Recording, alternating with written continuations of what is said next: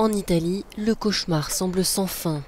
Alors que le pays entrevoyait la lumière au bout du tunnel, les autorités ont annoncé une nouvelle hausse du nombre de morts liés au coronavirus. Après 2 jours de baisse, l'épidémie a fait 743 nouvelles victimes mardi.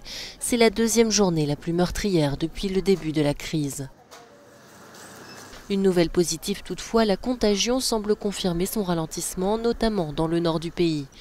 Les mesures de confinement semblent donc porter leurs fruits et pour continuer dans cette direction, le président du Conseil, Giuseppe Conte, a annoncé une hausse de l'amende de 400 à 3 000 euros pour tous ceux qui ne respecteront pas les instructions.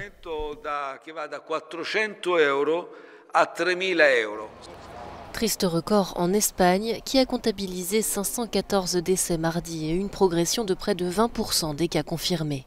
En conséquence, le gouvernement de Pedro Sánchez a décidé de prolonger jusqu'au 11 avril le confinement. Les autorités espagnoles s'inquiètent particulièrement de la situation dans les maisons de retraite, alors que des militaires ont découvert ces derniers jours des personnes âgées abandonnées et même des cadavres dans certaines résidences frappées par l'épidémie. En France, le coronavirus a causé la mort de 1100 personnes, soit 240 de plus mardi. Face à cette crise sanitaire, le Conseil scientifique réuni à l'Élysée a estimé que le confinement devrait durer au moins 6 semaines. Le ministre français de la Santé a également indiqué que le pays allait multiplier les tests sur les patients suspectés d'avoir contracté le virus. À Londres, les rues étaient presque vides hier alors que les Britanniques vivaient leur premier jour de confinement national. Le gouvernement a annoncé qu'il allait transformer l'un des plus grands centres de conférence du pays, l'Excel à Londres, en un hôpital temporaire.